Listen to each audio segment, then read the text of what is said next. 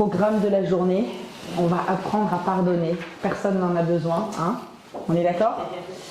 Jamais, jamais. Alors voilà, chaque année, quand on arrive à cette somptueuse paracha de Vaïgash, qui parle de la proximité entre deux familles, j'ai envie de dire rivales, la famille des enfants de Rachel et la famille des enfants de Léa, on arrive finalement à une paracha qui préfigure, c'est vraiment son sens, elle préfigure la fin des temps en racontant cette proximité de Yehuda qui s'avance vers Yosef, et ça va être le début de la paix dans cette grande fratrie, le début de la réconciliation, et Yosef va nous apprendre à pardonner. Je crois que s'il y a une personne qui doit nous enseigner à pardonner, c'est Yosef, qui est vraiment l'artisan du pardon dans la Torah. Juste avant d'étudier cette très très belle paracha de la Géoula, en fait, hein, c'est une paracha qui parle de la Géoula, de la fin des temps, de l'unité. Je voudrais juste évoquer avec vous la bracha que l'on fait depuis maintenant 2 jours. Il y a une bracha qu'on ajoute, et vous allez voir le lien bien sûr avec la paracha. Il y a une bracha qu'on fait dans la Hamida à partir du 5 décembre en France. En Israël, ça fait déjà, je ne sais pas, quelques semaines. C'est toujours après Hanouka ou ça n'a rien à voir? Non, c'est la date. C'est la date. C'est tombé fin Hanouka cette année. C'est toujours le 5 décembre. Et c'est toujours le 5 décembre. En fait, on change la 9e bracha de la Hamida, ce qui est la bracha de la pluie, la bracha de la prospérité matérielle, c'est-à-dire de la terre qui va donner ses fruits. Cette bracha, donc, on disait Barech alenu et hashana hazot, bénis-nous cette année-là, veten talumatar, donne-nous de la rosée en été. Tout l'été, on demande de la rosée, ces petites gouttes d'eau qu'on trouve sur l'herbe. Et à partir de maintenant, on ne demande plus de la rosée, on demande Geshem. Vous avez vu, ça a marché. Hein, on demande de la vraie pluie. Et donc, c'est la bracha de la pluie, dans laquelle, alors, c'est une bracha extraordinaire, dans laquelle vous compterez, il y a 7 fois le mot kol qui apparaît, et 7 fois le mot bracha. En d'autres 7, c'est la totalité dans la nature, le tout dans la nature. Vous avez compris qu'on demande toutes les brachot possibles dans cette bracha, dans cette bénédiction, dans cette 9e bénédiction. Et on y demande notamment Vetel lanu, donne-nous 3 choses. Chaim, Vesava, Veshalom. Chaim, la vie physiologique, être en vie, qui est déjà énorme, être en bonne santé. Merci Hachem. Sava, que j'ai traduit la semaine dernière par Sava. Mais en fait, Sava, c'est le fait d'être rassasié, la sensation de satiété, d'accord, qui signifie le Sava global. Et Shalom, alors le niveau ultime, c'est non seulement en vie, non seulement un sentiment d'être rassasié, du contenu, une vie avec du contenu, mais en plus une vie d'unité. Shalom. Autour de moi, je suis en paix. En paix avec moi, en paix avec ceux qui sont autour de moi. Et cette bénédiction, on se pose la question évidemment, pourquoi maintenant? Pourquoi maintenant on prie pour avoir toutes les brachot? Alors, bien sûr, il se passe des choses dans le sol, il se passe des choses sous terre, quand la pluie tombe et que apparemment les floraisons sont arrêtées, la nature s'est arrêtée. Bon, évidemment, il se passe énormément de processus qui se passent sous terre, mais à quel moment il aurait été plus opportun de faire la prière pour la pluie? Évidemment. La prière pour la pluie, que la saison de pluie démarre. Au moment où on fait, il y a une prière dans la synagogue, c'est prévu à Shmini Atzeret, à la fin de Sukkot, on fait Tfilat Akshamim. Et à ce moment-là, il aurait fallu tout de suite commencer Veten, on dit Mashiv Aruach Umorid Geshem, il aurait fallu tout de suite commencer à faire la bénédiction de la pluie. Pourquoi est-ce qu'on a attendu tout ce temps-là? En Israël aussi on attend, c'est pas immédiat. Pourquoi? Réponse extraordinaire qui va introduire notre cours sur le pardon. Pourquoi on a attendu? Eh bien parce que, qu'est-ce que ça signifie de venir et de dire Hachem, je te demande toutes les brachot, que mon économie soit florissante, envoie-moi une pluie de bénédictions, envoie-moi. Mais quoi? Si je demande ça à la fin de Sukkot, rappelons-nous, pendant Sukkot, il y a ce qu'on appelle Aliyah la Régel. Tout le monde monte à Jérusalem pour aller au temple. Il faut bien rentrer à la maison. À dos d'âne, à dos de chameau, à dos de cheval. Ça prend le temps que ça prend. Si on fait tout de suite la bénédiction sur la pluie et tout de suite on fait dans la Hamida la pluie, qu'est-ce qui va se passer? Il va y avoir comme maintenant des trompes d'eau et tous ceux qui rentrent à la maison après les fêtes de pèlerinage vont se faire tremper. Et cette bénédiction-là, elle tient compte du temps de retour de tous ceux qui doivent rentrer chez eux. Mais dites-moi, c'est combien d'années qu'il n'y a plus d'Aliyah à la Régel à peu près? 2000 2000 ans, on est d'accord? On aurait pu changer? Non. Cette bénédiction, ce qu'elle t'enseigne, c'est la chose suivante. Comment est-ce que tu peux être capable de demander à Hachem, envoie-moi une pluie de bénédiction, si tu sais que quelqu'un autour de toi va mal le vivre? Ça ne va pas être bénéfique pour quelqu'un autour de toi. Autrement dit, bonjour, autrement dit, comment est-ce que c'est possible d'envisager pour toi, à titre personnel, des choses sans inclure le reste des personnes? C'est pas possible. Ça, c'est pas possible. Chaim vesava et shalom. Shalom, c'est le fait d'inclure qu'il y en a d'autres autour de moi. Et donc, s'il y a d'autres personnes autour de toi, alors, c'est pas possible que tu fasses cette bénédiction. Et donc, en fait, on continue à faire une bénédiction dans laquelle on demande toutes les brachot, et que notre terre donne le meilleur d'elle-même, et qu'il y ait de l'abondance, et que. Lisez la bracha, elle est exceptionnelle, extraordinaire, qu'il y ait encore et encore, mais attention, que ce soit jamais sur le compte de quelqu'un d'autre. Et cette précision est fondamentale, comme vous pouvez l'imaginer. Et c'est cette phrase-là qui va introduire notre cours sur Yosef. Mon bonheur passe aussi, et beaucoup, par le bonheur des autres. Et malheureusement, c'est quelque chose dont on n'est pas suffisamment conscient. Pour ma propre réalisation, eh bien, il va falloir faire attention à ce qui se passe au niveau de la réalisation des autres, notamment dans le couple, notamment dans la fratrie, on va beaucoup en parler.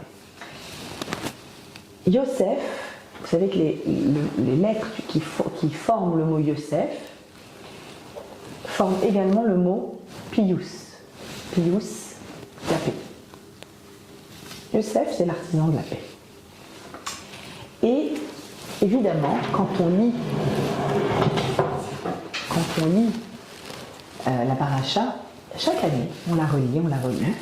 Et à chaque fois, bon, le problème quand on lit la paracha, c'est que on connaît la suite. Et donc, on n'a pas vraiment un regard vierge.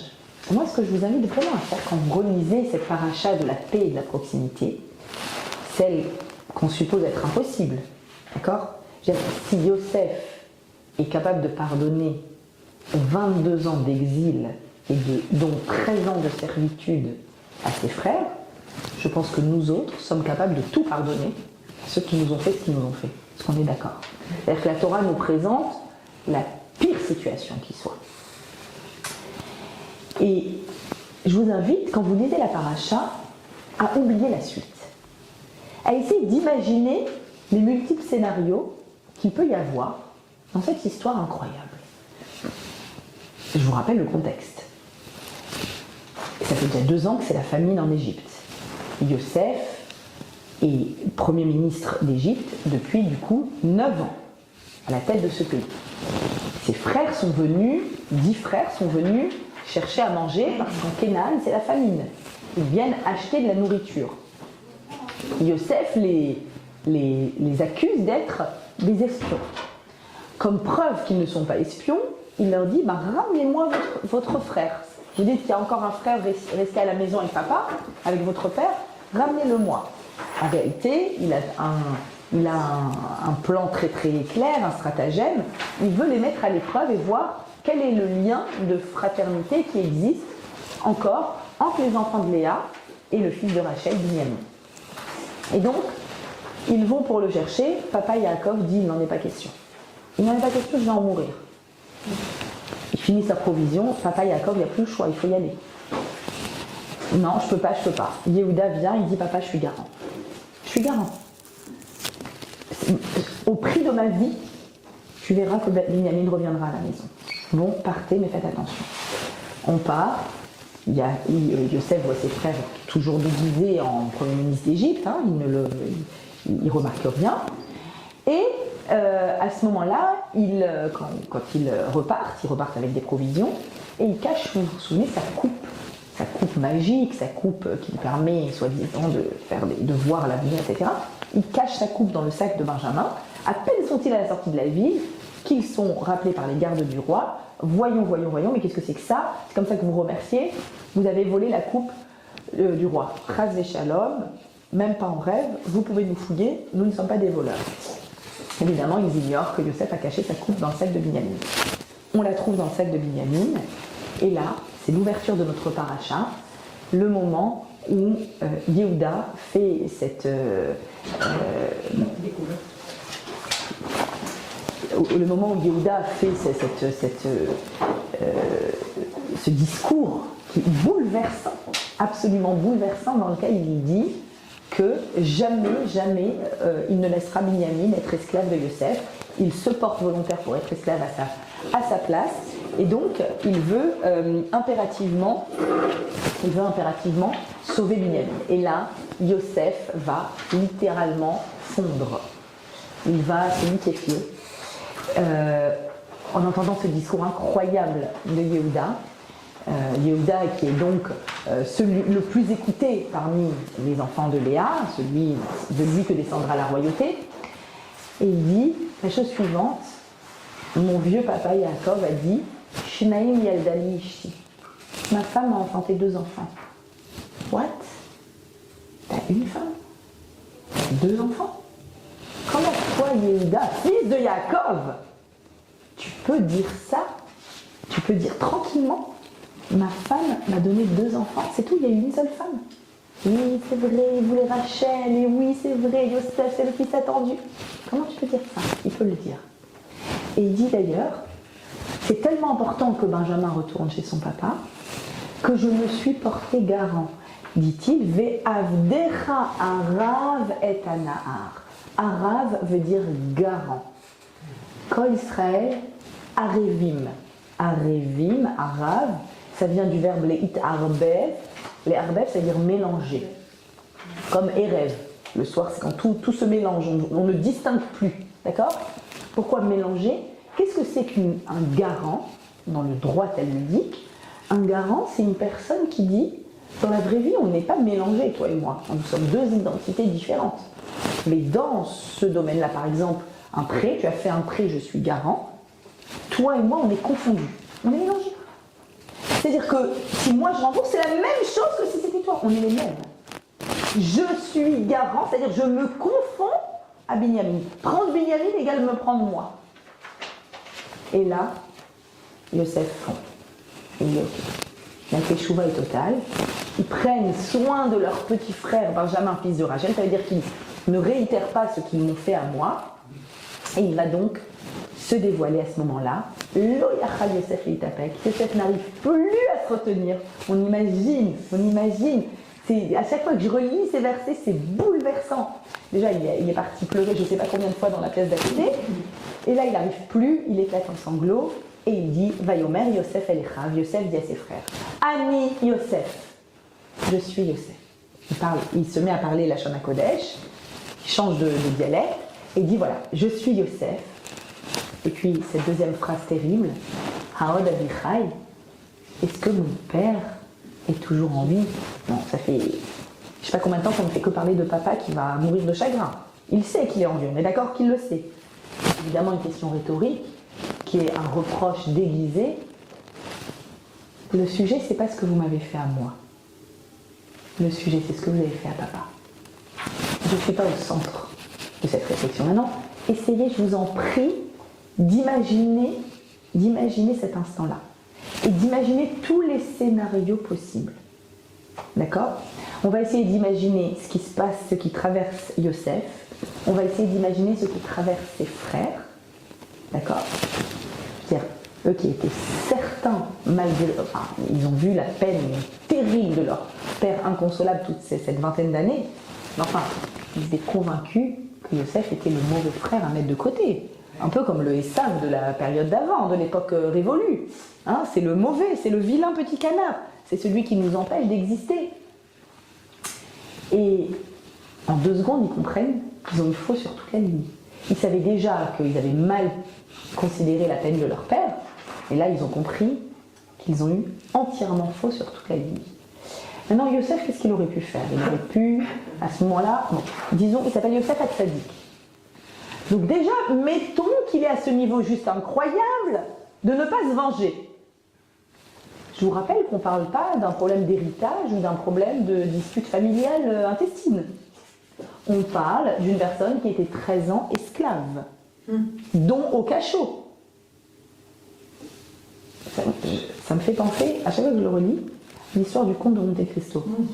Que j'adorais quand j'étais ado et que je lisais et je relisais, où c'est que l'histoire de la vengeance de, je ne sais plus comment il s'appelle. Comment il s'appelle, là, le héros du comte de Monte Cristo. Tous les 3 tomes de je ne sais combien de pages, c'est l'histoire de sa vengeance.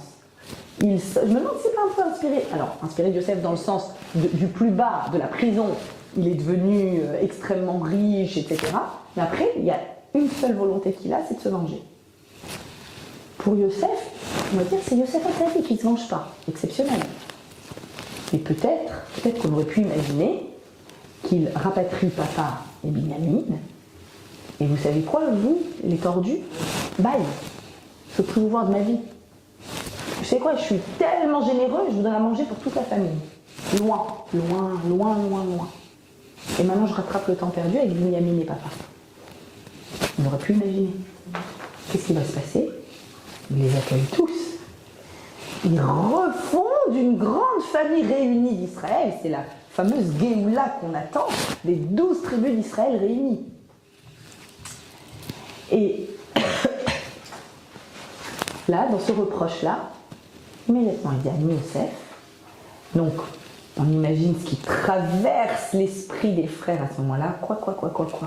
Lui, c'est Yosef. Et première question, est-ce que papa est en vie? Donc, le sujet, c'est pas moi, c'est papa. Velo yachlo et ravlan. Et là, ses frères sont stupéfaits, on peut dire transis de peur, d'inquiétude. Ils ont en face d'eux la personne la plus puissante au monde, après Pharaon.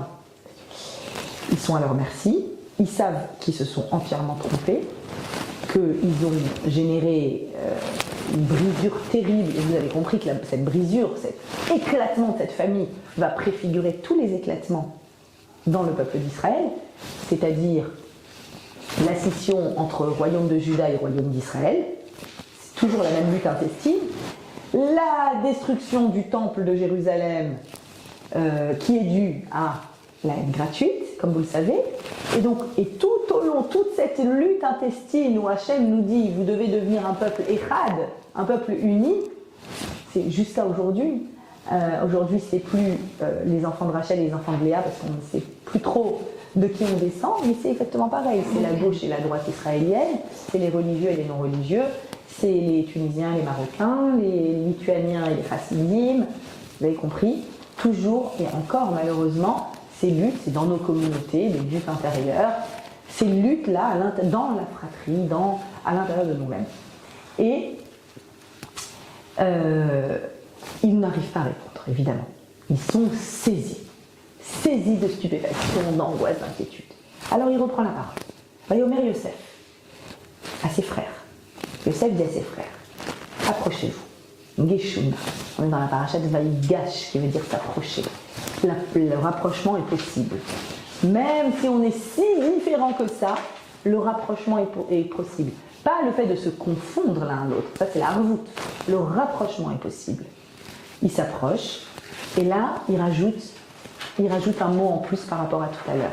Il répète les mêmes mots, Ani Yosef, je suis Yosef, mais il rajoute un mot qui va les apaiser.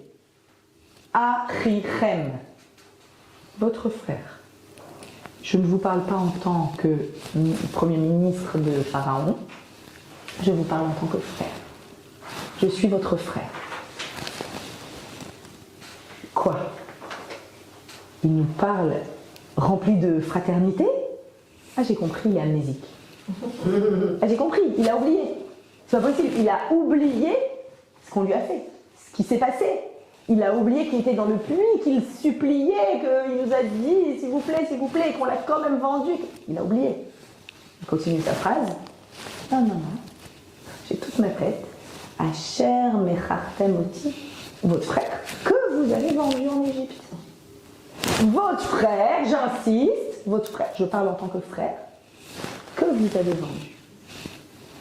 Et maintenant, ne soyez pas triste, ne soyez pas en colère que vous m'avez vendu. Alors attends, donc il est bien au courant, il a toute sa tête, on l'a vendu, il sait ce que ça lui a coûté, et il nous dit je suis votre frère. Ok, comment est-ce qu'on sort de ce paradoxe? Yosef, comment tu fais? Yosef, comment c'est possible? Donne-nous des indices pour que nous puissions pardonner pour des choses bien moins graves. Comment faire? Il dit, ne soyez pas en colère que vous m'avez vendu. Parce que c'est pour notre subsistance physique, pour la nourriture, que Hachem m'a envoyé devant vous. Que Hachem m'a envoyé. Et il va continuer. Il persiste et il signe. Et sachez, Loatem shlachtem oti, c'est pas vous qui m'avez envoyé ici, qui a Elohim, c'est Hachem. Attendez, ça va pas là. Qu'est-ce qui se passe? Qu'est-ce qu'il est en train de faire Yosef ici à ce moment-là précis? Évidemment, quand il nous est arrivé quelque chose, soit à notre niveau, quelque chose de désagréable, voire très désagréable, ou de tragique, comme pour Yosef, le réflexe numéro 1 de l'humain, c'est toujours le même. Toujours. Que ce soit des petits Hogan, ou que ce soit des adultes, ou des seniors. Quel est le réflexe numéro 1 quand il m'arrive quelque chose? Je cherche le responsable. D'accord? Le petit. D'accord? Maman, c'est lui, maman, c'est ça. Dans la fratrie, ça continue. C'est à cause de qui? Ah, pourquoi c'est moi que vous accusez? C'est lui que? C'est parce que? Et quand on est adulte, qu'est-ce qu'on fait quand il nous arrive quelque chose? C'est à cause d'eux. Il faut désigner un responsable. C'est notre esprit comme ça. Ça vient d'un esprit de recherche de justice à l'origine. Et c'est vrai qu'il faut chercher la justice. On cherche le responsable. Et qu'est-ce qu'il est en train de dire, Yosef? Il dit voilà, je ne suis pas fou de ne pas chercher le responsable. Mais j'ai ce recul-là de me dire qu'il y a une responsabilité supérieure à la vôtre, qui est le grand responsable de tout ce qui se passe dans le monde, le grand artisan de ce monde, Hachem, qui a des plans. Et des fois, ces plans passent par des choses qui sont loin d'être simples à comprendre. Mais il y a un plan très précis. Attention, est-ce que le fait de savoir qu'il y a un plan très précis disculpe la responsabilité de l'humain qui a fait quelque chose? Jamais. Jamais. Chaque homme est responsable de ses actes. Mais il y a une grande différence entre le fait que chacun doit rendre compte de ses actes et eux, ils vont devoir faire une teshuva totale, etc. Mais moi qui ai subi quelque chose, comment je fais pour m'extraire de cette posture de victime et de cette posture dans laquelle je vais chercher à trouver un responsable? Numéro 1, je cherche un responsable.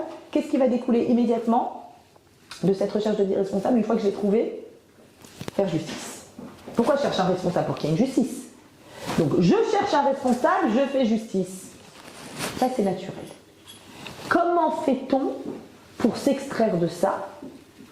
Quelle que soit la chose qui nous est arrivée, il y a une raison supérieure. Il y a Hachem qui gère son monde. Et le fait qu'il gère son monde fait que il a voulu qu'il arrive ceci. Ça ne veut pas dire que vous n'êtes pas responsable. Vous réglez vos comptes, c'est votre affaire. Mais moi, dans ma perception, je donne un exemple banal. Mettons une personne, dans une fratrie, une femme qui est déjà mariée, qui est adulte, qui fait sa vie, et dans la fratrie il y a des dissensions, et il y a ceci et cela, et on se dispute ou je ne sais quoi, ou quelqu'un se comporte mal avec elle, qui fait qu'elle est mise à l'écart. Peu importe quoi. Je veux dire, c'est à cause, c'est voilà, pourquoi tu me mets à l'écart, pourquoi tu m'as fait ci, pourquoi tu m'as fait ça, et moi dans la famille, j'essaie de prendre quelque chose qui ressemble, une mise à l'écart. Tu peux aussi dire, quelle est la raison supérieure, ou quel est l'intérêt supérieur, en imaginant le grand artisan des choses, qui peut m'apporter un bénéfice à ça. Ah, du fait que j'ai été un peu mise à l'écart de ma famille, moins proche, etc., je me suis rapprochée de mon mari et ça a créé un lien plus fort.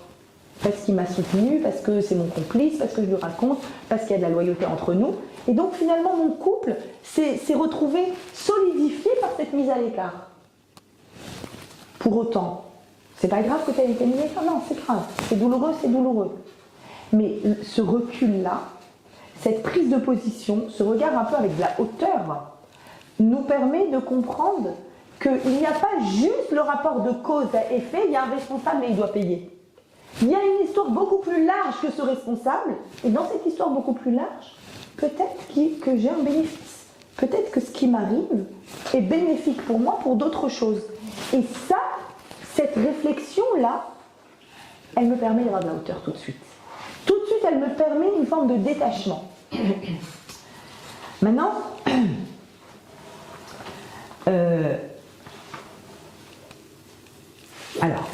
quel va être le message de Yosef par rapport à cette recherche, cette non-recherche de responsable, et donc de vouloir faire la justice? Yosef a envoyé un message très très fort. Maintenant, à nouveau, essayons de virginiser notre pensée. Il s'est dévoilé à ses frères. Et il leur dit, vous savez quoi, j'ai cette hauteur. J'ai compris qu'il y a une volonté supérieure d'Hachem. Donc, voilà, je ne vais pas être belliqueux avec vous, je ne vais pas me faire justice moi-même. Ils sont rassurés. Maintenant, ils doivent repartir en Canaan chercher Papa Yaakov. On est d'accord. Ils vont lui annoncer la plus belle nouvelle qu'il puisse être donnée à un homme d'entendre. Que son fils, sur lequel il porte le deuil depuis 22 ans, est vivant. Vous imaginez. Vous imaginez exceptionnel. Mais attention. Attention, soyons cohérents.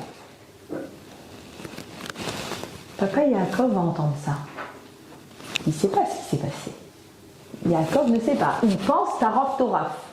La tunique a été ensanglantée. Quelqu'un, une bête sauvage. Ah, ok, donc c'est pas une bête sauvage.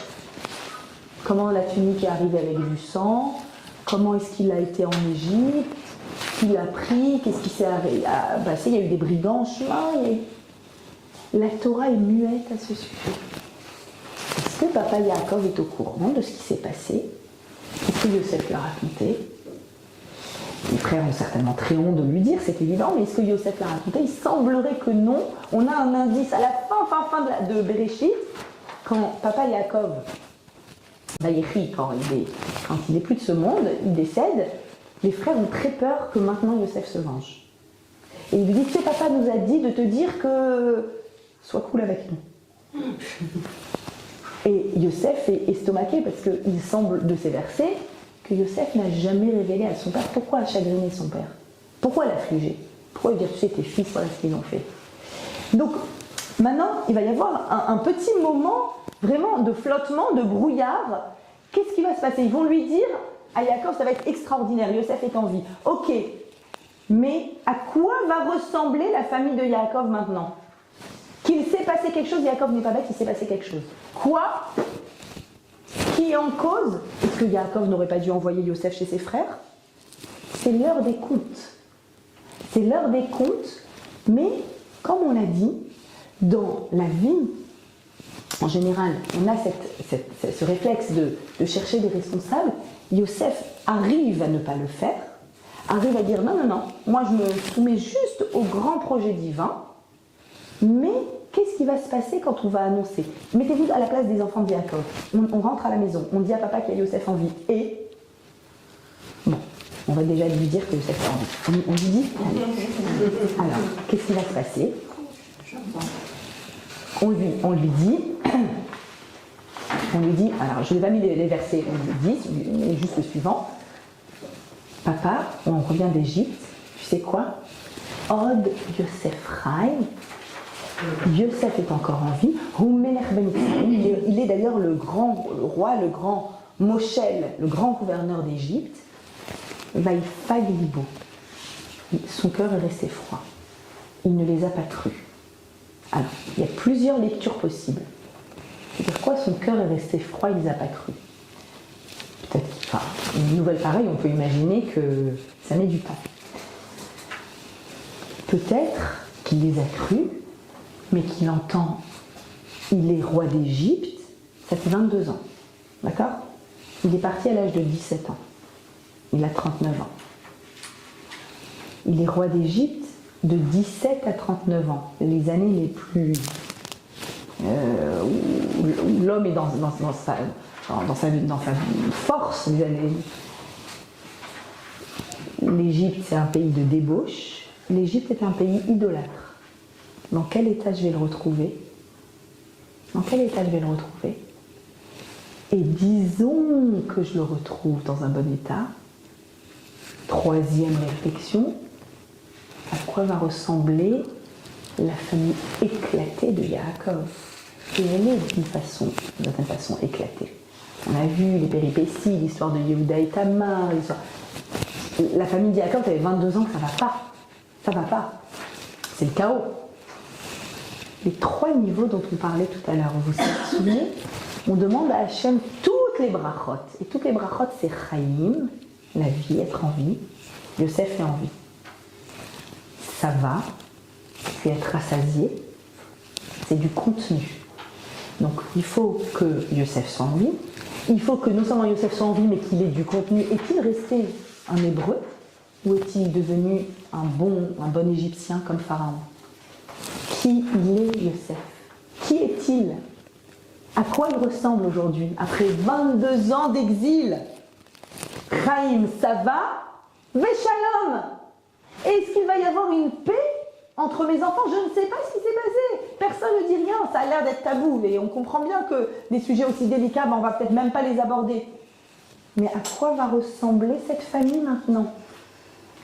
Et donc, premier niveau, donc, il n'y croit pas. Alors, qu'est-ce qui se passe? Qu'est-ce qui fait que... Alors, il n'y croit pas, soit on va dire, il n'y croit pas Chaim, est-ce qu'il est vraiment en vie? Soit il n'y croit pas, est-ce qu'il a du contenu? Ça va. Soit il n'y croit pas, est-ce que ma famille va ressembler à quelque chose? Shalom. D'accord? Regardez comment ces 3 niveaux-là, qui sont les 3 niveaux de bien-être fondamental d'un individu, être en vie, avoir du contenu, être en paix, vont s'apaiser petit à petit à l'intérieur de Yaakov. Pour l'instant, il n'y croit pas. Verset suivant. Vayar et Agalot. Il a vu les chariots, les voitures que Yosef avait envoyées pour le ramener en Égypte. Que Yosef avait envoyé. Vatechi ruach Yaakov. L'esprit de Yaakov, la vie de Yaakov, la vitalité de Yaakov a repris le dessus. Vatechi, il s'est remis à vivre. Et là, il a cru. Et là, il s'est réjoui. Et là, c'est l'émotion absolue. Vatechi. Qu'est-ce qui s'est passé entre les deux? Il a vu quoi? Les voitures. À galotte. Ça change quoi? C'est les mots. Là, on est dans les mots. Il n'y a pas cru. Son cœur est resté froid. Il voit les chariots. Il recommence à vivre. Qu'est-ce qui s'est passé? Regardez cette explication extraordinaire. Tous les midrashim évoquent ces chariots. Les agalotes. Qu'est-ce que c'est que ces agalotes? Agala, c'est une charrette. Vous avez compris, agala, c'est aussi autre chose. Alors, premier niveau, le midrash nous dit c'était un clin d'œil de Yosef à papa Yaakov. Évidemment, papa Yaakov va se dire dans quel état je vais le retrouver, mon Yosef. En vie, d'accord, Chaim, mais est-ce que ça va? Est-ce que ça va dans la vie? Est-ce qu'il y a du contenu? Est-ce que tu es resté juif? Est-ce que tu es resté hébreu plus exactement? Il lui envoie des agalotes. Petit clin d'œil à quoi? Dernier passage qu'il était en train d'étudier avec papa, juste avant sa vente comme esclave. C'est quoi ce passage? Ce passage s'appelle la Egla. Le passage de la Egla Arufa. Egla veut dire également en hébreu génisse. Une génisse. Qu'est-ce que c'est que le passage de la Egla? Eh bien, c'est quand, en fait, c'est une mitzvah, une des mitzvot écrites dans la Torah, qui dit la chose suivante. Si, vous voyez, vous allez voir, c'est un passage qui parle de la responsabilité. On est en plein là-dedans. Si, au milieu d'une route, quelque part, nulle part, entre deux villes, on trouve un homme mort et on ne sait pas ce qui lui est arrivé. Peut-être qu'on ne sait même pas qui il est et on ne sait pas comment il a été tué, qui lui a fait du mal, comment faire pour rendre justice maintenant. Il y a une loi fondamentale pour les juifs, mais même pour les non-juifs, c'est une des 7 lois noachides. Il faut impérativement créer des tribunaux. Un monde sans justice, c'est un monde chaotique. Il faut des tribunaux. Donc qu'est-ce qui se passe dans une situation où quelqu'un, il lui est arrivé quelque chose et on ne sait pas qui sont les responsables? Comment on fait pour que le sang de cet homme ne reste pas impuni? Aucune preuve, aucun. Alors il y a toute une procédure dans la Torah, dans Parashat Kitetsé, qui dit qu'on calcule la distance entre cet endroit, l'endroit où il a été trouvé, la ville la plus proche, et on nomme symboliquement responsable les sages, les ékénim de la ville la plus proche, qui vont devoir faire tout un rituel qui s'appelle la Egla Arufa, abattre une génisse. Et vous connaissez l'expression en français « je m'en lave les mains » qui vient de ce rituel. Ils doivent se laver les mains et dire « Yadenu lo shafra et adamazé ». Nos mains n'ont pas fait couler ce sang. C'est-à-dire que comme c'est terrible qu'il n'y ait pas de responsable, et comme le monde c'est un monde de justice, alors il faut obligatoirement qu'il y ait un rituel qui se passe, dans lequel, symboliquement, la ville la plus proche, si ça se trouve, il n'y était pas, il était en route vers sa ville, mais on prend la ville la plus proche pour dire, c'est pas possible, vous devez sécuriser les périmètres autour de chez vous. Il y a une forme de responsabilité civile générale. Pas sur une personne, mais sur la communauté. Et donc, nos mains n'ont pas versé. Donc, qu'est-ce qui se passe? Autant dans les litiges que l'on peut avoir avec des voisins, des gens, la société qui m'a fait les travaux, je ne sais quoi. On peut avoir des litiges, il y a un responsable et il doit payer. Et c'est extrêmement important. Oui, il y a un responsable et il faut qu'il y ait justice. Mais qu'en est-il des relations de la fratrie? Dans le couple, dans la fratrie, dans le noyau familial. Si dans le noyau familial, j'ai cet état d'esprit de « je trouve le responsable et il doit payer », alors attention, je ne suis pas en train de dire que si un frère emprunte à son frère, il ne doit pas rembourser. Évidemment qu'on doit rembourser. Mais symboliquement, qui est responsable du fait que mais oui, papa et maman, ils préfèrent un tel et ils ont donné plus d'argent à un tel quand il s'est marié ou quand il a acheté son appart ou quand... Mais ça, c'est du archi commun, ce que je suis en train de vous dire. Mais si je viens et je commence à dire il faut que je trouve le responsable et il faut payer et on va aller devant le tribunal, c'est terminé, il n'y a plus de relation familiale. C'est terminé. C'est-à-dire qu'il faut pouvoir avoir cette capacité qui est difficile, non pas à être un pigeon, c'est pas ça l'idée. Yosef est loin d'être quelqu'un qui se fait avoir. Non, mais de comprendre ces notions-là, que des fois ça arrive. On peut dire nos mains n'ont pas versé ce sang-là. Alors, qu'est-ce qu'il est en train de faire, Yosef? Il est en train d'envoyer de multiples clins d'œil à son père. De un, je me rappelle de ce qu'on a étudié ensemble. Donc, je suis encore, ne t'inquiète pas, sur mon contenu. Je suis en vie, ça va, j'ai du contenu.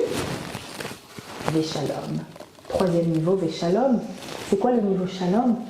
C'est, regarde papa. Je peux imaginer qu'à partir de maintenant, il va y avoir, on peut imaginer que sur le chemin du retour, les frères étaient dans des états de dispute terribles.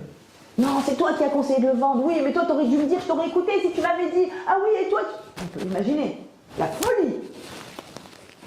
Venez, on fixe que nous sommes dans une situation où on ne cherche pas de responsable. Papa, ne t'inquiète pas. Ne t'inquiète pas. Je ne suis pas du tout dans une disposition d'esprit où je vais aller et faire et me faire justice moi-même ou chercher. Non. Je suis dans une disposition d'esprit où on va pouvoir atteindre le shalom. Et là, va t'écrire Yaakov. Yaakov est apaisé. Alors, comment il a réussi à atteindre ce niveau d'apaisement? On voit la suite de l'histoire, ça va fonctionner vraiment. C'est-à-dire que vraiment toute la famille va arriver en Eretz Goshen et ils vont vivre les 17 années les plus belles années de Yaakov, les 17 dernières années de vie de Yaakov, les plus belles, avec toute sa famille réunie. Et avec vraiment une réelle fraternité entre les frères, qui, comme je vous l'ai dit, qui préfigure la Géoula. Comment est-ce qu'il y a... Comment est-ce que... Alors, on a quelques indices. Le Midrash nous donne des indices. Comment ce mouvement, je vous l'ai raconté rapidement, ce mouvement entre la froideur et... C'est impossible ce que j'entends de Yaakov au début, quand il entend « Od Yosef Rai », et le passage vers « On va t'écrire voir ». Waouh, c'est réel. Il y a de la vie, il y a du contenu, et il y a même un espoir de shalom. Comment ça s'est passé? Alors on a un petit indicateur sur lequel j'ai voulu travailler. J'ai découvert des choses magnifiques. C'est ça qui est génial quand on étudie, c'est que c'est un puits vraiment sans fond, c'est exceptionnel tout ce qu'on peut découvrir au niveau de ce qui se passe à l'intérieur des relations, etc. Il va y avoir un personnage clé qui va venir et qui va aider Yaakov à faire, je vous ai rapidement décrit le passage de la froideur vers « waouh, il y a un espoir ». Et en fait, ça, c'est grâce à un personnage clé qui est venu et qui a permis à Yaakov de faire ce passage-là. À Yaakov, et je pense à toute la famille, en réalité. Qui est ce personnage? Alors, j'ai travaillé un petit peu sur le Midrash. Je connaissais depuis bien longtemps, mais je ne connaissais pas tous les détails. Un Midrash qui parle, est-ce que vous vous souvenez, qui est, à qui on doit cette annonce-là, la plus belle annonce au monde, Od Yosef Rai. Od Yosef Rai, vous vous rendez compte? Yosef encore. La petite fille en chantant. Comment s'appelle la petite fille en chantant? Exactement, c'est la fille de Asher, donc la petite fille de Yaakov. Vous vous souvenez comment elle s'appelle? Sérach. Sérach bat Asher. Alors, Sérach, c'est un nom qui est très rare. C'est un nom très rare, extraordinaire, un personnage, je sais pas, qui me bouleverse vraiment, qui me touche beaucoup, tellement qu'une de mes filles, je l'ai appelée en deuxième prénom Sérach, et évidemment, c'est pas par hasard, c'est comme ça, elle chante, ça c'est évident, elle est très talentueuse, mais elle a les qualités qu'on va voir, il faut absolument que je lui fasse ce cours ce Shabbat, elle va kiffer les qualités de Sérach. Alors, qu'est-ce qu'elle a cette Sérach? Comment c'est elle qui a réussi? Là, vous avez compris, je vous ai décrit que Yaakov se pose des questions sur ces trois niveaux. Chaim, Sava, Shalom. Ok, les Agalot ont aidé. D'accord. Qui est celle qui apaise, qui lève les inquiétudes, qui envisage une continuité, qui donne l'espoir pour la suite? C'est toujours Sérach bat Asher, mais pas que. En fait, Sérach bat Asher, c'est la première, la fille de Asher, d'une généalogie qui s'appelle les filles de Asher. La classe atomique, c'est de faire partie des filles de Asher. Alors, je vous explique. D'abord, quand Asher va naître, il est nommé par... donc Asher est le fils de Zilpa, qui est la servante de Léa. C'est Léa qui le nomme. D'accord? C'est un des derniers à naître. Elle le nomme, et alors elle dit la chose suivante, Tomer Léa. Léa lui donne ce nom, Asher. Asher veut dire Osher, c'est le bonheur. D'accord? Donc elle dit la chose suivante, Beoshri. Oh là là, c'est mon bonheur ça. Je l'appelle Asher parce que Beoshri, c'est mon bonheur. Ki Ishruni Banot. Les filles m'ont rendue heureuse. Quelles filles? Qui sont les filles qui t'ont rendue heureuse? Il y a des filles qui me rendent heureuse, dit Léa. Et donc elle l'appelle Asher. On n'en sait pas plus. On sait que c'est son bonheur absolu, c'est Asher, et qu'il y a des filles qui vont la rendre heureuse. Et venez, on complique un peu l'affaire de cette Sérach incroyable. Quand à la fin de la Torah, dernière paracha de la Torah, avant-dernier chapitre, Moshe va quitter le peuple, il va mourir. Qu'est-ce qu'il fait? Il bénit toutes les tribus d'Israël, les unes après les autres. Il arrive à la tribu de Asher, et qu'est-ce qu'il dit à la tribu de Asher? Écoutez bien. Où les Asher Amar, il dit à Asher, c'est Moshe qui parle, Baruch mi banim Asher. Asher, tu es le plus béni parmi tous les fils. Tu es le top. Tu es le plus aimé de tes frères. Vetovel bashemen raglo, et tu trempes tes pieds dans l'huile. Comme j'étais triste, c'était la fin de Hanouka, je me suis dit on va parler d'huile encore un petit peu. On va rester dans l'ambiance de l'huile. Tu vas tremper tes pieds dans l'huile. Ça veut dire quoi? C'est-à-dire que le territoire de Asher était tellement fertile en olivier qu'il avait de l'huile, pas pour faire un spa, c'est écrit vraiment comme ça dans le Midrash. C'est pas juste qu'ils mettaient de l'huile pour ramollir la peau. Eux, ils mettaient leurs pieds dans l'huile. Tout le corps dans l'huile. Ils se faisaient des bains d'huile tellement qu'il y en avait des tonnes, des tonnes, des tonnes pour avoir une belle peau en bonne santé. Et donc ça c'est la bracha de Asher. Vous remarquez évidemment, quand Léa appelle Asher, elle dit « Waouh, les filles m'ont rendue heureuse ». Quand Moshe bénit Asher, il dit « C'est le plus béni parmi les garçons ». Banim et Banot, vous avez vu? Elle dit Banot, et Moshe à la fin de la Torah dit « Waouh, le plus béni des garçons ». Qu'est-ce qui se passe ici? Alors, Rashi sur place dit « Pourquoi c'est le plus béni des garçons? Eh bien, parce que les filles qu'il va avoir, Asher, sont des filles hyper belles, mais attendez, c'est pas tout. Et elles ont des telles qualités intérieures, donc en fait c'est cette merveille entre intériorité et extériorité qui sont en phase. Elles ont de telles qualités qu'elles vont toutes épouser des grands kohanim, des prêtres et des rois. Et le Midrash va même dire que pourquoi il est le plus béni de tous Asher, parce que tout le monde voulait se marier avec les filles de la tribu d'Asher. Dans la tribu d'Asher, quand on a des filles, c'est le top, top, top. Les plus belles et les plus spirituelles et les plus profondes. Et pourquoi il y a écrit que leurs pieds trempent dans l'huile? Eh ben, il y a beaucoup d'huile, sous-entendu, elles vont toutes épouser des kohanim qui sont moins avec de l'huile. Tout ça est dit. Dans le texte de Eshet Chaim, le vendredi soir qu'on chante, vous savez qu'on l'accorde à Avraham Avinu qui l'a dit sur Sarah, mais le Midrash vient et prend chacune des lettres de l'alphabet, il est écrit selon les lettres de l'alphabet, Aleph, Bet, Gimel, et chaque verset concerne une autre grande figure, personnage biblique. Et le verset, vers la fin, Piha patra bechorma. Elle ouvre sa bouche avec intelligence. Et quand elle parle, c'est une Torah de chesed qui sort. De qui on parle? Serach bat Asher. C'est Miss intelligente et Miss chesed. Elle a tout. Elle a une intelligence supérieure et ce qu'elle dit, en fait, Serach c'est quoi dire et c'est quoi ne pas dire. Le Midrash raconte aussi qu'elle savait très très bien pour la vente de Yosef, qu'il avait été vendu par ses frères, et quand elle va se mettre à jouer de la harpe à côté de Yaakov, pendant toutes les années où Yaakov était mélancolique et triste, Serach bat Asher était celle qui se mettait à côté de lui, qui lui jouait de la musique pour apaiser sa tristesse.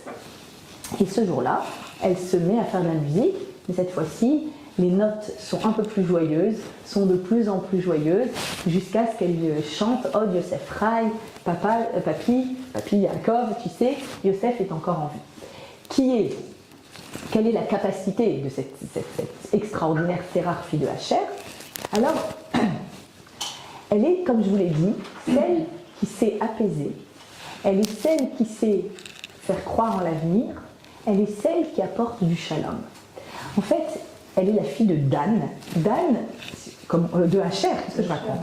Excusez-moi, elle est la fille de Asher, et Asher est un des enfants des servantes, et on le sait, la Torah raconte que Yosef était très proche des 4 fils des servantes. Ils étaient très très proches. Et donc, on peut supposer que Serach était proche de son oncle, en tout cas, qu'elle était vraiment favorable, Rav Brandt explique qu'elle était favorable au fait qu'il soit roi. Quoi, mais c'est pas un fils de Léa qui est roi.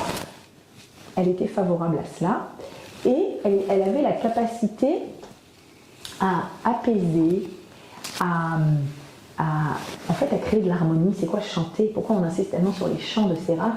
C'est quoi chanter? C'est quoi faire des notes de musique? Eh bien, c'est prendre des éléments, des notes qui n'ont rien à voir les unes avec les autres, un do, un fa, un sol, un dièse, un ré, et tu sors quelque chose d'extrêmement harmonieux. C'est-à-dire, c'est créer une unité avec la diversité. L'art de l'unité dans la diversité, c'est Sérach Bat Asher. Pas que maintenant, pas que là. Elle va réussir à le faire tout au long de son histoire. Juste pour que vous compreniez la force de cette tribu de Asher et de ses filles, le Emek Davar nous dit pourquoi il est tellement béni, pourquoi ils sont tellement bénis, cette tribu de Asher? Parce que les Bachouré Israël, les jeunes hommes d'Israël, Mevachim Oto, le bénissent, ils disent oh, Asher super, Chazak. Pourquoi Al-Shem Maspik Laem Banot? Parce qu'ils produisent, ils mettent au monde des filles chez Mesamrot Lev Balen qui réjouissent le cœur de leur mari. C'est-à-dire, c'est les meilleures épouses. Tu veux une super épouse? Comment on dit aujourd'hui, les filles de famille? Je sais pas quoi, c'est quoi le terme aujourd'hui? Tu veux la meilleure épouse? Tu vas dans la tribu d'Asher, tu prends une fille, tu as la meilleure épouse. Explication 1. Explication 2, il dit chez Hayou Meyuchase Israël. En fait, dans les descendants de Asher, quand tu descends, enfin, les générations suivantes, ont le plus de Yichus, ça veut dire qu'ils ont le plus de, comment on traduit Yichus? De une lignée. C'est une lignée digne. Pourquoi? Du côté de leur mère. Du côté de leur mère, si tu remontes, tu vois que les mères, elles viennent de Asher. Et donc, en fait, ça a donné naissance les plus dignes et les plus nobles. Quand tu regardes et tu fais un peu l'arbre généalogique, tu dis ah, du côté de leur mère, on arrive chez Asher. Ah, c'est pas étonnant. Maintenant, je comprends pourquoi vous êtes les meilleurs. C'est quoi cette capacité? La capacité, quand il y a plusieurs éléments, en fait, on pense à tort que quand il y a plusieurs éléments distincts, plus je vais imposer ma voix, plus j'existerai. C'est comme ça qu'on pense. On dit, il y a ma voix, il y a la voix de mon conjoint, pour ne prendre que cet exemple.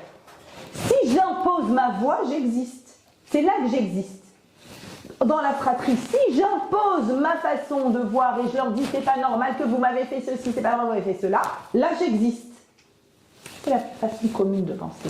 Sérach est la première à instaurer une autre réalité de pensée. Peut-être que tu existes encore plus quand tu fais des katachani mais que tu dis c'est pas possible que mon bonheur passe en écrasant les autres. C'est pas possible que, rappelez-vous ce qu'on a expliqué sur la pluie, si pour que j'ai plein de bénédictions, il faut que quelqu'un se prenne une tempête, ça veut dire que c'est pas ma bénédiction. Et en fait, dans la bénédiction dont je vous ai parlé, il y a écrit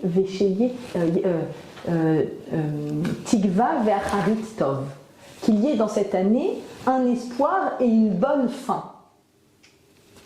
Où on a entendu ça? Yesh Tigva ve'achariter, c'est Rachel Nemi. Il y a de l'espoir à la fin. Rappelez-vous, Rachel, elle pleure parce que c'est l'exil. Elle pleure pour que tout le monde rentre à la maison. Et Hachem lui dit, sèche tes larmes, Yesh Tigva, il y a de l'espoir, les achariter. À la fin des temps, ils seront tous réunis. Quand est-ce qu'ils seront tous réunis? Quand on sera capable de comprendre que mon bonheur passe par le bonheur de l'autre. C'est-à-dire que si j'impose ma voix, j'ai raison et tu as tort. Donc, c'est-à-dire que ma réalisation dépend de quoi? Du fait que tu ne te réalises pas. Arrive Sérach Bat Asher et elle dit non, venez on dit autre chose. Venez on apprend de Rachel, venez on apprend de Yosef, et venez on comprend que en fait mon intérêt en tant qu'épouse, c'est de me réaliser quand tu te réalises. Regardez comment, des fois, vraiment, je le rencontre énormément dans les thérapies de couple, surtout des jeunes couples en démarrage, où ils ont l'impression qu'ils doivent absolument, je dois imposer ma culture, ma famille, mes habitudes, ma façon de voir, etc. C'est comme ça que j'impose le fait que j'existe. Peut-être que tu te réalises encore plus quand ta réalisation passe et inclut la réalisation de l'autre. Parce que si tu mets une croix sur l'autre, quel genre de réalisation c'est te concernant? Toi, t'es toi tu n'existes pas, il faut que j'existe. C'est impossible. Et donc, on voit que Sérach Bat Asher, on va la retrouver dans... Alors, elle va recevoir de son grand-père Yaakov, du fait qu'elle a réussi à faire passer toute cette idée-là de multiples individus en créant une unité de shalom. Alors, Rav Brandt rajoute aussi que le mot Aïgla, on l'a expliqué, c'est l'histoire de la responsabilité, de dire qu'il y a peut-être que dans la fratrie, on peut envisager qu'il n'y a pas un responsable et faire justice, et voir une responsabilité supérieure. Il dit aussi, Aïgla, c'est aussi un mot qui dit ma douce. Il ne faut pas le traduire par ma génie, c'était pas très doux, d'accord? Mais ma douce. Maïgla, David Améler, il appelait sa femme comme ça, ma douce. Et donc elle est en train de lui dire avec les églottes, en fait, ce qu'elle dit, Sérach Bat Hacher, elle dit, tu sais, il y a toujours la même douceur à l'intérieur de Yosef. Moi, fille de Hacher, je sais à quel point il était doux avec mon père. Je le sais, c'est le même. Il y a cette douceur et il fera en sorte que cette douceur règne à l'intérieur des 12 tribus d'Israël. Maintenant, regardez, Yaakov va la bénir et va lui dire, grâce à ta capacité de lien comme ça, à ta capacité de shalom, tu mérites une longévité. Alors, quelle longévité? Waouh, waouh, waouh. On la retrouve quand tout le monde rentre en Égypte. On la retrouve à la sortie d'Égypte, 210 ans après. On la retrouve dans le désert avec les filles de Tsélophrat. On la retrouve quand on rentre en Israël. On la retrouve dans le livre de Shmuel. À la fin du livre de Shmuel, elle doit avoir quelques 700 ans. D'après certains avis, elle est toujours en vie. Elle a eu une vie éternelle. Regardez ce qu'on est en train de dire. On est en train de dire que les artisans du shalom et de l'apaisement, trouver le moyen d'apaiser, sont ceux qui vivent le plus longtemps. Et c'est réel, c'est réel. C'est-à-dire que les statistiques aussi montrent que les gens qui sont le moins fâchés sont ceux qui ont une espérance de vie la plus longue. Dis-moi avec combien de personnes tu es fâché, je te dirai quelle est ta qualité de vie. C'est ça qu'on est en train de dire. Regardez où est-ce qu'on la voit, rapidement. Quand Moshe arrive et dit « Let my people go », ça y est, on sort d'Égypte, avec les Otot, avec les signes, personne ne le croit. Ils sont asservis, c'est l'horreur et tout. Qu'est-ce qu'on va te croire? T'es qui toi, Moshe? D'où tu viens? Il va voir Sérach, il dit « Sérach, regarde, tu peux leur dire, toi t'es âgé, peut-être... » Oui, quoi? Pakod ifkod etrem. Hachem va vous délivrer. Il utilise le double mot. Pakod ifkod. Mais oui, je me rappelle. C'était ça le signe. Pakod ifkod, le double mot. Vayamen ha'am. Tout le monde a cru. Alors a dit, vous pouvez croire. Elle est artisan d'une Géoula. Où on la retrouve? C'est le moment de sortir d'Égypte, c'est après les plaies. Il faut sortir. Ah mince, on a promis à Yosef de prendre son cercueil. C'est rare. Toi, t'es vieille. Tu nous dis où il est le cercueil de Yosef? Mais bien sûr, il est là dans le Nil. Ils l'ont mis pour bénir le Nil. Ils l'ont enfoui à l'intérieur du Nil, exactement à cet endroit-là. Hop, Yosef, c'est l'heure de la Géoula. Le cercueil y remonte et on part et on sort d'Égypte. Elle est encore là, c'est rare. Encore une fois, dans cette idée d'unité, de shalom et de Géoula. Où on la retrouve encore? Regardez où on la retrouve. Je l'ignorais totalement jusqu'à ce que je prépare ce cours. Extraordinaire. Le roi David a des opposants, d'accord? Le roi David règne, il a des opposants, notamment à la fin de son règne, il a un opposant qui s'appelle Sheva ben Bichri, et cet opposant cherche à le tuer, et donc Yoav, le général d'armée de David, part et encercle une ville dans laquelle il est allé se réfugier. Et là, tous les habitants de la ville crevent de peur, ils vont tous passer au fil de l'épée. Et il y a Vatomer Isha Chachama, j'adore. Vatikra Isha Chachama. Une femme intelligente, vous vous rappelez? Elle ouvre sa bouche avec intelligente. Isha Chachama l'appelle et dit oh Yoav, je veux te parler, j'ai quelque chose à te dire. Yoav s'approche et dit tu es Yoav? Oui, je suis Yoav. Ok, alors elle répond regarde, peut-être qu'il aurait fallu d'abord interroger les habitants avant de nous encercler et de nous mettre en danger. Et elle dit comme ça Anochi, je suis, écoutez bien, Shloumé Emouné Israël. Je suis parmi les plus paisibles et les plus fidèles d'Israël. Et toi, tu voudrais anéantir cette ville? Qu'est-ce qu'elle est en train de dire quand elle dit ça? Elle est en train de dire, c'est moi, Sérach Bat Hacher. C'est moi qui ai annoncé à Yaakov. C'est moi qui ai réussi à créer cette unité dans la diversité. C'est moi qui ai dit où était le cercueil de Yosef. C'est moi. Je suis pour l'unité dans le peuple. Je suis capable, je suis l'artisan de cette unité. Vous comprenez bien que David, c'est la royauté du côté de Léa, et que l'opposant était du côté de Rachel. Et Sérach vient et dit, et si c'était possible? Et si on arrivait à créer un consensus? Et si on arrivait à vivre les uns avec les autres, elle est encore là à ce moment-là. Et il y a un endroit où c'est une allusion assez rare. C'est rare, normalement ça s'écrit sin, reshret. Le sin et le samer sont interchangeables. Et à un endroit improbable dans la Torah, on voit le mot serach qui apparaît. C'est quand on a l'ordre de construire le Mishkan. Le Mishkan dans le désert avait 11 tentures en peau de chèvre collées les unes aux autres, 11 comme les 11 tribus, sans la tribu de Lévi, d'accord, 11 tribus, qui étaient agrafées les unes aux autres. Et il y a la dernière tenture, elle faisait la moitié du tapis déborder sur le côté du Mishkan. Un peu comme une nappe. C'est plus beau quand ça déborde, on est d'accord? C'est plus beau quand, voilà, ça englobe le tout. Elle débordait. Comment ça s'appelle ça, que la tenture débordait? Veserach haodef beyeriot. Les tapis, serach haodef, il y avait un débordement sur les côtés. Chatsi yeri, à la moitié d'un tapis. Qu'est-ce que c'est ça? C'est un peu libre une proposition libre. Mais le mot serach, le Rav Brant évoque cet endroit-là. Le mot serach qui apparaît ici, alors comme par hasard, là où il y a les 11 tribus agrafées toutes les unes aux autres, avec un débordement, serach, elle vient, elle dit, regardez, est-ce qu'on peut être d'accord, se mettre d'accord que pour qu'il y ait le shalom, il ne faut pas être rigoureux et précis. Des fois, dans le Bed-Din, quand on va au tribunal, il faut être rigoureux et précis. Mais dans le shalom dans notre peuple, dans le shalom dans nos familles, s'il y a un petit débordement, si on dépasse un petit peu, si on est large un petit peu, ça ne pourra que faire du bien.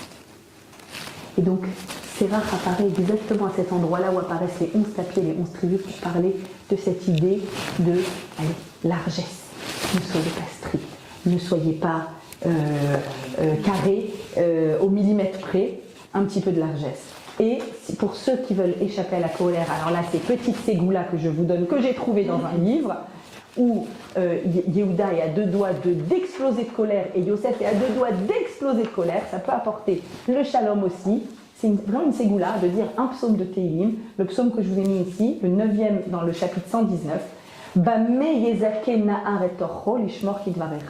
Comment le jeune homme rendra-t-il pure sa conduite en se conformant à tes paroles? Comment on le sait? Parce que c'est les mots que dit Yehuda. Yehuda il dit Bi Adoni, s'il te plaît mon maître, Alna, s'il te plaît non. Il y a plein de mots en plus. Et en fait c'est les premières lettres. Bet Yud, ça fait Bi.